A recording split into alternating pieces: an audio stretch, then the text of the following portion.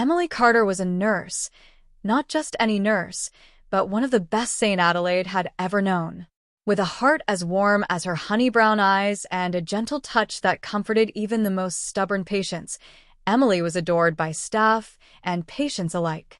She had grown up in a small New Hampshire town but had moved to Boston for her nursing degree and never looked back. The city had become her home, and the hospital, her second heart. But even hearts can be surprised. On a gray April afternoon, she met him. His name was Ryan Blake. He was 27, a software developer from Seattle who had moved to Boston to start fresh after a car accident had left him with a shattered femur and months of rehabilitation ahead.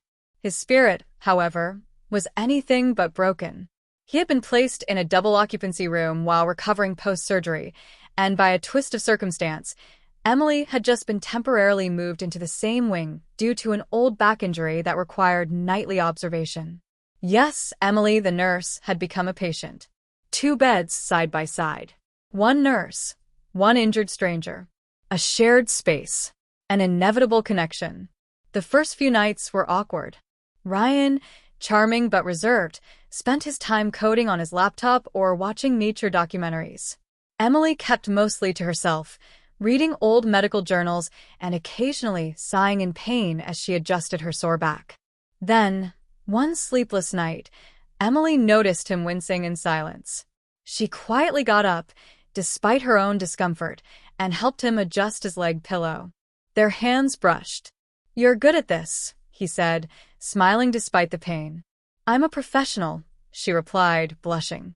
From that moment, things changed. They began talking more about their childhoods, their dreams, their favorite books. They played card games, watched late-night sitcoms, even debated over whether pineapple belonged on pizza. Ryan said no. Emily, a proud New Englander, said yes, with lobster if possible. Their connection grew deeper with each passing night. They began to laugh more, touch more, a hand on the shoulder, a nudge on the arm. It wasn't long before Emily found herself resting her head on his chest while they watched reruns of Friends.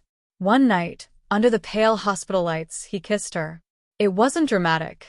It wasn't planned, but it was real. Romance in a hospital is quiet. It's subtle. It lives in whispers after midnight, in holding hands beneath the thin hospital blankets, in shared spoons of pudding from the cafeteria. They began sleeping next to each other, not in a sexual way at first, but in a comforted, healing kind of way. Emily would shift into his bed after lights out, curling against his side as the machines beeped quietly in the background. Ryan would wrap his arms around her, protective and tender. Sometimes, when the night nurse passed by, they'd pretend to be asleep separately, but eventually, even the staff grew used to the sight of the two of them tangled up like a love letter written in limbs. Emily still did her duties during the day, but every moment not working was spent with him. She rubbed lotion into his healing leg, made sarcastic jokes to distract him from his pain, and brought him notes from the therapy department. Ryan, in turn, cared for her in every small way he could. He learned how to do gentle stretches to ease her back pain, memorized her schedule so he'd know when to warm her tea, and once even convinced a visiting jazz trio to play her favorite Billie Holiday song by the fountain garden just outside their window. Their kisses deepened with time, as did their touches. They explored each other slowly, his fingers tracing the freckles on her collarbone, her lips pressing softly against the scars on his thigh. It was a love born in vulnerability, nurtured in fragility, and sealed by the knowledge that healing wasn't just physical, it was emotional too. "I don't want this to end," he whispered to her one night as they lay tangled beneath the hospital sheets. "It doesn't have to," she replied, her voice filled with emotion. When Ryan was finally discharged, Emily wheeled him out herself. The hospital staff clapped for him, but it was Emily who slipped him a key. "To my apartment," she said with a smile. "You'll need help while you adjust." "And I'd rather help than miss you." He looked at her, stunned. "Are you sure?" She smiled. "Ryan, I fell for you in a hospital gown. I'm pretty sure I'll love you in anything."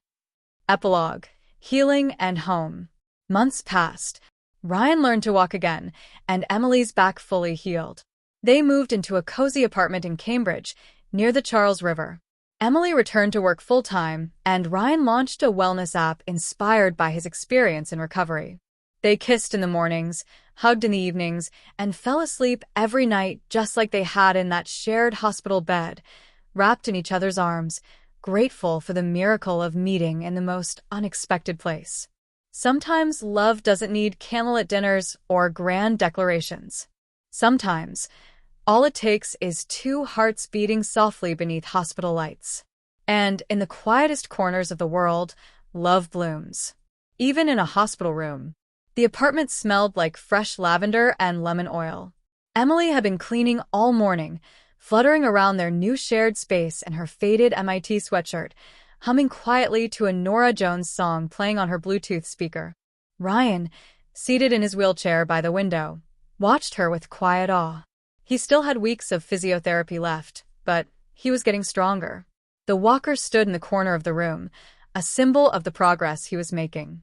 "I don't know how you make a tiny third-floor walk-up feel like a dream house," he said, smiling. Emily walked over and kissed the top of his head. "It's not the apartment," she whispered. "It's you. You're the home." That night, they lay together on the old couch, wrapped in a thick quilt.